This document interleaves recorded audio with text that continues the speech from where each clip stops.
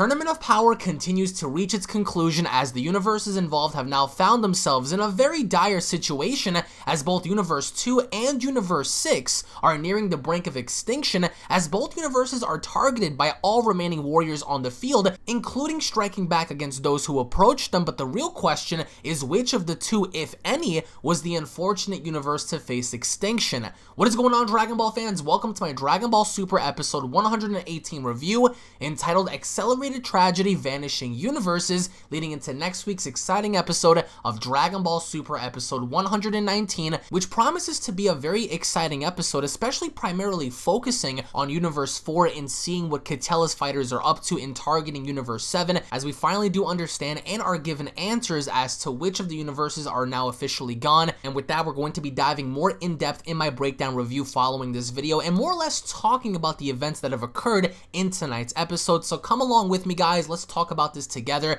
as we share our thoughts and opinions down the comment section below. Once again, this is the final month of the year as we've reached the pinnacle and conclusion of Dragon Ball Super for 2017, as this is going to be one of many episodes that are going to be drawn as the final episodes for the year. So I hope you guys sit back and enjoy. And again, if you guys are new to this channel and of course love Dragon Ball, consider punching that subscribe button, guys, and also click that bell icon. That way you guys can be notified whenever a brand new video is posted onto this channel and sent to you directly on your desktop or PC. Hashtag Dragon Ball Squad, Dragon Ball Super episode 118. The only thing we can get out of this entire episode was chaos, in the idea that finally the Universe 6 Namekians have gotten their shine on Piccolo and Gohan, which of course I'm not too really fond of, because I felt personally that these Namekians in specific could have done more to provide for Universe 6 in the tournament aside from just fighting Piccolo and Gohan. But nonetheless, having to recap the episode and going by point as to what had happened, we start off Dragon Ball Super episode 118 exactly where we left off, with Universe 2 having to feel so remorseful that Brienne has been eliminated, even to the point where we get to see back in Universe 2 there are people actually watching the Tournament of Power via the Angel, having to use its staff in order to project the tournament onto the masses, very similar to how we saw Gohan and Goku and Hercule and everyone fight Perfect Cell during that story arc. However, we transition to Goku having to fight the Universe 2 fighters, and this is something to where I really disagreed on the concept of what Goku was doing, in the idea that Goku used Super Saiyan Blue to push off the Universe 2 fighters from him as he was getting attacked. Now, isn't Goku supposed to be tired? Isn't Goku supposed to be worn down? Why in the world is he still using Super Saiyan Blue is beyond me, but he does use it in his defense to push away the Universe 2 fighters. And over on the Universe 6 side of things, we get to see how in the beginning Champa is laughing and he feels very confident that his fighters are going to get the job done essentially against Gohan and Piccolo, as he doesn't deem them to be a threat. And Piccolo can sense something that has changed about Saunel and Purina, that Gohan says that they're powering up. Obviously, both the Namekians are very confident in their ability to defeat Piccolo and Gohan, and I really do enjoy these Namekians. I think that they were a great addition to the Tournament of Power. However, I felt as if, again, they could have been better executed and utilized, in this tournament per se, instead of just fighting Gohan and Piccolo the entire time. But we see how while Goku's fighting Universe 2 warriors, Gohan and Piccolo are essentially enough holding their own. And as the Universe 6 Namekians begin to power up, we see how, again, even in the preview, how we saw last week, Piccolo begins to notice something that Gohan cannot, and that's a plethora of Namekians all around them, which I thought looked very, very awesome to begin with, just as they attacked Gohan and Piccolo. And I felt as if from the start, we see how Brienne is cheering on the Universe 2 fighters, and the power of love seems to be endless and infinite, and Brienne is cheering them on and allowing them to power up even more. And the only cool thing about them was as they were powering up, we get to see how like these craters are formulating all around Goku, and Goku begins to get engulfed in the crater with these fighters as they're powering up. and we see hearts and all sorts of pink clouds, and the power of love essentially being brought upon the fighters by, of course, Ribrianne-sama, as they refer to her as a goddess in Universe 2.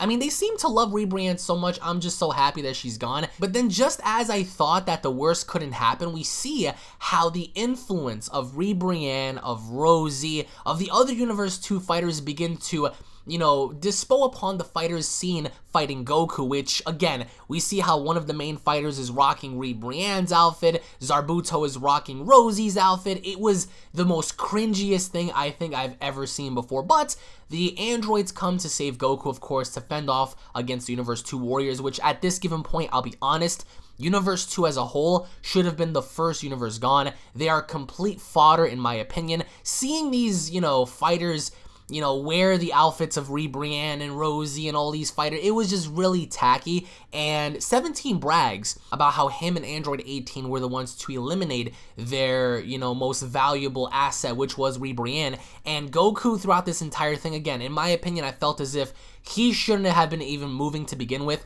We see how he engages with the Universe 2 fighters with the assistance of the androids. However, Gohan and Piccolo. Now, what made this episode that much more intriguing and epic was the idea that this fight with the Universe 6 Namekians was that much more intense. And I don't know about you guys, but we got to see the Hell Zone grenades for a second as Piccolo used it against one of the Namekians. And Saunel and Purina, I think, are almost like the perfect duo in the idea that it reminds me a lot of Zamasu and Black and the way they operated and the way they worked together. It was very awesome to see because as Piccolo is unleashing the Hell Zone grenades and he's trying to really go on the offensive, we see how one of them puts him down by grabbing him by the face and mushing him against the rocks. And then we get to see a moment to where they briefly get to explain how their people are influenced by their actions. And Piccolo has figured out that the reason why Saunel and Purina's strength are very, you know, high in terms of nature is because they merged with the other Universe 6 Namekians.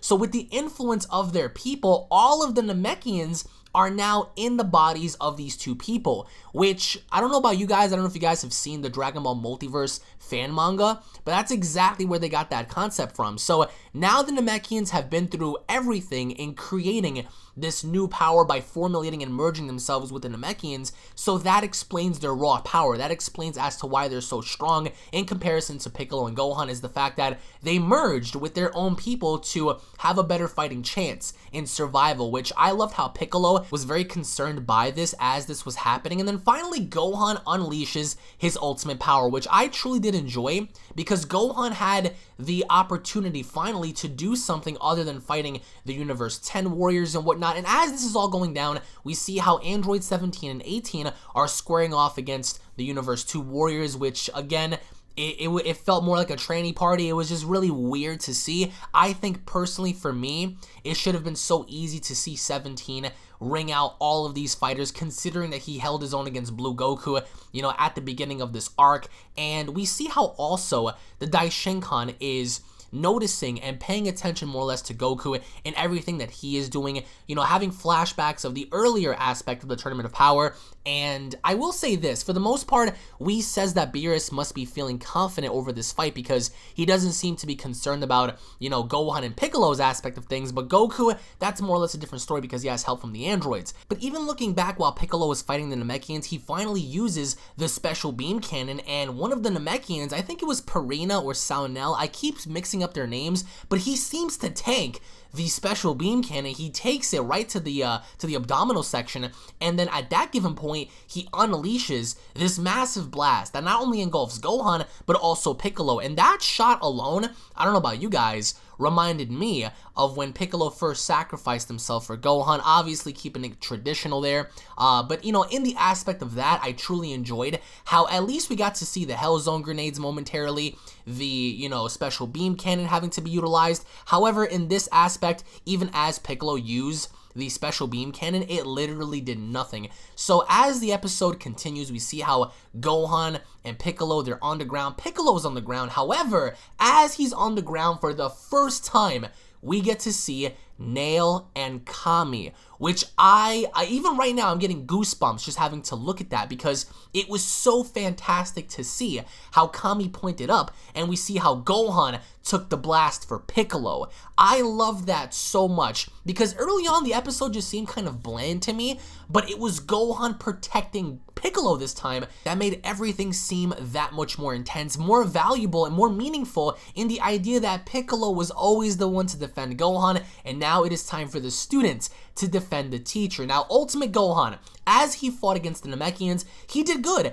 There was one scene in particular where I really enjoyed how one of the Namekians were like stretching their arms and fighting Gohan in the sky, and Gohan fought 2-on-1. So finally, everybody, please give praise to Gohan for getting the job done, because Piccolo dropped. He knew that he couldn't go on anymore, because he realized that with the power of these Namekians, at first he fell down in having to look up and see what Gohan was doing. Gohan held his own against both of them, and Gohan apologizes to Piccolo for messing up and not giving him enough time to charge his attack and making the same mistake. He promises him that he will hold off both of them while Piccolo charges up for the special beam cannon once more. So I think, in my opinion, Gohan and Piccolo versus the Universe 6 Namekians made up for so much. As for Goku and when he was fighting the Universe 2 Warriors, I think what was really tacky was we get to see how they mimicked the Universe 2 Warriors, Zarbuto, all of them mimicked, you know, Ribrianne's attacks. They mimicked Rosie's attacks, which was really, really dumb. But Android 17 using the barrier and protecting Goku. Android 17 and 18 having to work alongside Goku and putting the Universe 2 fighters down, and more or less, you know, presenting a challenge in defending their leader, because Goku essentially, whether you want to count him as a leader or not, he is essentially the only one here that could potentially win all of this. So by the very end, we get to see how the Universe 2 Warriors are unleashing this massive dark-like heart attack. It was just really dumb. And Android 18, she shoots out this blast, and she's trying to crush the heart, which I think was unique in the idea that as she shoots out the attack, it wraps around the heart and it tries to condense it, but it ultimately just comes back up. It was really tacky the way it happened, but once it actually happened, it engulfs the androids and Goku's trying to use his instant transmission, and it doesn't seem like he can actually get away by using it. And the only thing I will say that I really appreciated from the Universe 2 fighters in using this attack was it felt like this massive gravity attack, because it was sinking everyone down, and it looked like it was going to go through the tournament stage, because Goku had noted that there is lots of pressure in this place. And then the ass pull comes in as Goku uses Super Saiyan Blue to pretty much break out of that, which again, go back to my previous video from last week. As I mentioned, Goku should not be able to even function, but there was one cool thing. And the idea that Goku was using the Kamehameha from within the actual heart, as Gohan used the Kamehameha on the Universe 6 Namekians. So it was sort of like a back-to-back Kamehameha. Goku used the Kamehameha to blast right through the attack and aiming straight for the Universe 2 fighters, and Gohan was using his Kamehameha against the Universe 6 Namekians. So it was legit a back and forth thing, and what I truly enjoyed was the finale, because this episode in the beginning, it sort of seemed tacky, but Gohan, as he's using the Kamehameha, he notices that, you know, one of the other Namekians grabs his arm, and just behind him, Piccolo comes in for the save and using the special beam cannon and literally just impaling one of the Namekians with the blast, but also with that, he impales both of them and the Kamehameha engulfs them. So Universe 6, they are finally gone. It was very intense to see the ending, because as Gohan powered up, Goku uses Kaioken. All of the fighters are gone. Essentially, everybody that originally thought that Universe 2 and Universe 6 were going to go, in fact, that is exactly what happened. A crisscross Kamehameha, and by the very end, we see how both Universe 2 and the Universe 6 fighters end up getting benched. So by the very end, just as everyone assumed, we see how Frieza is like looking up on the sky, and he's very surprised, and he's laughing at Goku in the idea that he actually survived using the Kamehameha. and he's not really saying much, but by the very end, it was very sad to see all of the Universe 2, people and everyone there essentially say goodbye. And it wasn't very sad too much. I mean, I'm very happy to see Brienne get erased, and Universe 2, like the way they went out, they promised eternal love, and so she's gone. So I hope you guys do not start a bring back Brienne hashtag, because she's gone, she's forever erased, and that is it for now. Of course, Universe 2 is gone. The last thing they promise is everlasting love, and then all we see left is a heart. This little pink heart that begins to float up in the sky right next to the angel. And it was actually very sad to see. I mean, personally for me, it was very sad in the idea that finally we see how even one of the angels begins to, kind of like, show signs of sympathy. So the concept of all the angels being evil is now over and done with. But Champa was the funniest, because we see how the Namekians are back. They're on the bench, and just as everyone originally thought, Champa was erased. It was very sad to see him go, because the Namekians bowed their head. Caulifla didn't seem, too worried about this. We see how she begins to chase one of them around as a Super Saiyan, and everyone else, it was a moment of silence. It really was, because even the Kaioshin acknowledged that it's over. And everyone originally thought that, Champa was going to cry, Beerus was going to cry. Traditional Champa, he makes fun of Beerus, and Beerus slowly turns around, he says goodbye, and it was very touching to me, because what a sign of brotherhood. And for now, rest in peace, Champa. But in the end, I would like to know what you guys have to say down in the comment section below. Did you guys agree or disagree with the concepts of this episode? What did you guys think about the universes that were erased? What are your overall thoughts on the fight